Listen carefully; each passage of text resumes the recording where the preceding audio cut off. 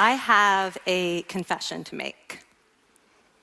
But first, I want you to make a little confession to me. In the past year, I want you to just raise your hand if you've experienced relatively little stress. Anyone? How about a moderate amount of stress? Who's experienced a lot of stress? Yeah, me too. But that is not my confession. My confession is this: I'm a health psychologist, and my mission is to help people be happier and healthier. But I fear that something I've been teaching for the last 10 years is doing more harm than good, and it has to do with stress. For years, I've been telling people stress makes you sick. It increases the risk of everything from the common cold to cardiovascular disease.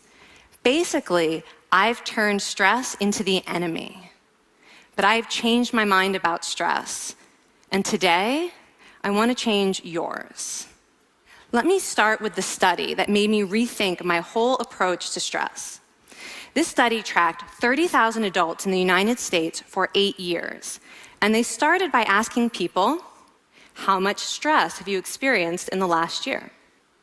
They also asked, do you believe that stress is harmful for your health? And then they used public death records to find out who died. Okay. Some bad news first. People who experienced a lot of stress in the previous year had a 43% increased risk of dying. But that was only true for the people who also believed that stress is harmful for your health. People who experienced a lot of stress but did not view stress as harmful were no more likely to die. In fact, they had the lowest risk of dying of anyone in the study, including people who had relatively little stress. Now, the researchers estimated that over the 8 years they were tracking deaths, 182,000 Americans died prematurely, not from stress, but from the belief that stress is bad for you. That is over 20,000 deaths a year. Now, if that estimate is correct, that would make believing stress is bad for you the 15th largest cause of death in the United States last year, killing more people than skin cancer, HIV, AIDS, and homicide. You can see why this study freaked me out. Here I've been spending so much energy telling people stress is bad for your health. So this study got me wondering, can changing how you think about stress make you healthier? And here the science says yes. When you change your mind about stress, you can change your body's response to stress. Now, to explain how this works, I want you all to pretend that you are participants in a study designed to stress you out. It's called the social stress test. You come into the laboratory, and you're told you have to give a 5-minute impromptu speech on your personal weaknesses to a panel of expert evaluators sitting right in front of you. And to make sure you feel the pressure, there are bright lights and a camera in your face, kind of like this. And the evaluators have been trained to give you discouraging nonverbal feedback, like this.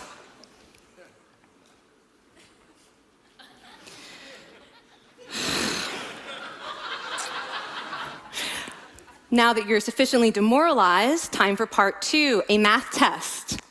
And unbeknownst to you, the experimenter has been trained to harass you during it. Now, we're gonna all do this together. It's gonna be fun, for me. Okay.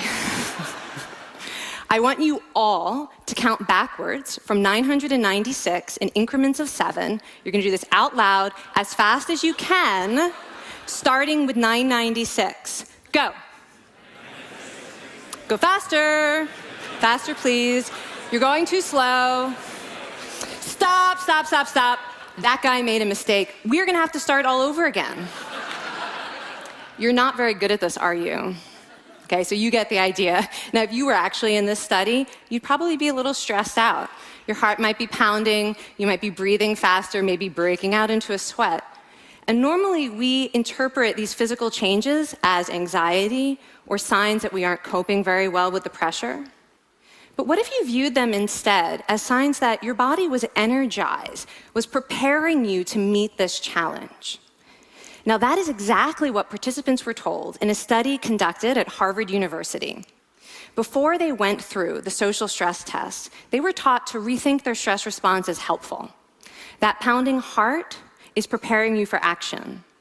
If you're breathing faster, it's no problem. It's getting more oxygen to your brain. And participants who learned to view the stress response as helpful for their performance, well, they were less stressed out, less anxious, more confident. But the most fascinating finding to me was how their physical stress response changed. Now, in a typical stress response, your heart rate goes up and your blood vessels constrict like this. And this is one of the reasons that chronic stress is sometimes associated with cardiovascular disease. It's not really healthy to be in this state all the time.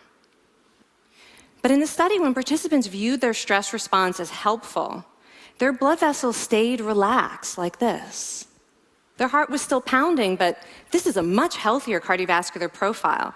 It actually looks a lot like what happens in moments of joy and courage. Over a lifetime of stressful experiences, this one biological change could be the difference between a stress-induced heart attack at age 50 and living well into your 90s.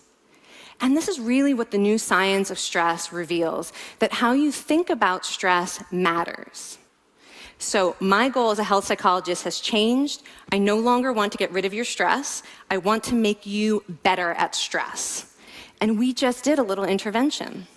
If you raised your hand and said you'd had a lot of stress in the last year, we could have saved your life. Because hopefully the next time your heart is pounding from stress, you're going to remember this talk, and you're going to think to yourself, this is my body helping me rise to this challenge. And when you view stress in that way, your body believes you, and your stress response becomes healthier. Now, I said I have over a decade of demonizing stress to redeem myself from. So we are going to do one more intervention.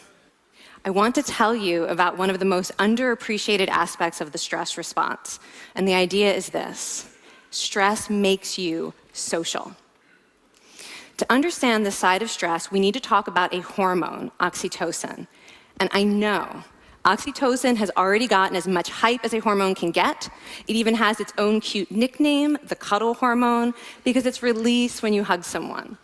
But this is a very small part of what oxytocin is involved in. Oxytocin is a neurohormone. It fine-tunes your brain's social instincts. It primes you to do things that strengthen close relationships. Oxytocin makes you crave physical contact with your friends and family. It enhances your empathy. It even makes you more willing to help and support the people you care about. Some people have even suggested we should snort oxytocin to become more compassionate and caring. But here's what most people don't understand about oxytocin. It's a stress hormone. Your pituitary gland pumps this stuff out as part of the stress response. It's as much a part of your stress response as the adrenaline that makes your heart pound. And when oxytocin is released in the stress response, it is motivating you to seek support. Your biological stress response is nudging you to tell someone how you feel instead of bottling it up. Your stress response wants to make sure you notice when someone else in your life is struggling so that you can support each other. When life is difficult, your stress response wants you to be surrounded by people who care about you. Okay, so how is knowing this side of stress going to make you healthier? Well, oxytocin doesn't only act on your brain, it also acts on your body. And one of its main roles in your body is to protect your cardiovascular system from the effects of stress. It's a natural anti-inflammatory. It also helps your blood vessels stay relaxed during stress. But my favorite effect on the body is actually on the heart. Your heart has receptors for this hormone. And oxytocin helps heart cells regenerate and heal from any stress-induced damage. This stress hormone strengthens your heart. And the cool thing is that all of these physical benefits of oxytocin are enhanced by social contact and social support. So when you reach out to others under stress, either to seek support or to help someone else, you release more of this hormone, your stress response becomes healthier, and you actually recover faster from stress. I find this amazing that your stress response has a built-in mechanism for stress resilience. And that mechanism is human connection. I want to finish by telling you about one more study. And listen up, because this study could also save a life. This study tracked about 1,000 adults in the United States, and they ranged in age from 34 to 93. And they started the study by asking, how much stress have you experienced in the last year? They also asked, how much time have you spent helping out friends, neighbors, people in your community? And then they used public records for the next 5 years to find out who died. Okay, so the bad news first. For every major stressful life experience, like financial difficulties or family crisis, that increased the risk of dying by 30%. But, and I hope you are expecting a but by now, but that wasn't true for everyone. People who spent time caring for others showed absolutely no stress-related increase in dying, 0. Caring created resilience. And so we see once again that the harmful effects of stress on your health are not inevitable. How you think and how you act can transform your experience of stress. When you choose to view your stress response as helpful, you create the biology of courage. And when you choose to connect with others under stress, you can create resilience. Now, I wouldn't necessarily ask for more stressful experiences in my life, but this science has given me a whole new appreciation for stress. Stress gives us access to our hearts. The compassionate heart that finds joy and meaning in connecting with others. And yes, your pounding physical heart working so hard to give you strength and energy. And when you choose to view stress in this way, you're not just getting better at stress, you're actually making a pretty profound statement. You're saying that you can trust yourself to handle life's challenges. And you're remembering that you don't have to face them alone. Thank you. Thank you.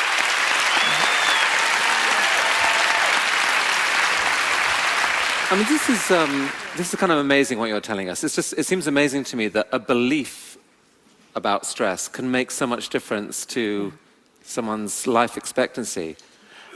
How would that extend to advice? Like if someone's making a lifestyle choice between, say, a stressful job and a non-stressful job, does it matter that which way they go, that it's equally wise to go for the stressful job so long as you believe that you can handle it in some sense? Yeah, and one thing we know for certain is that chasing meaning is better for your health than trying to avoid discomfort. And so I would say that's really the best way to make decisions, is go after what it is that creates meaning in your life and then trust yourself to handle the stress that follows. Thank you so much, Kelly. Thank you. It's really cool.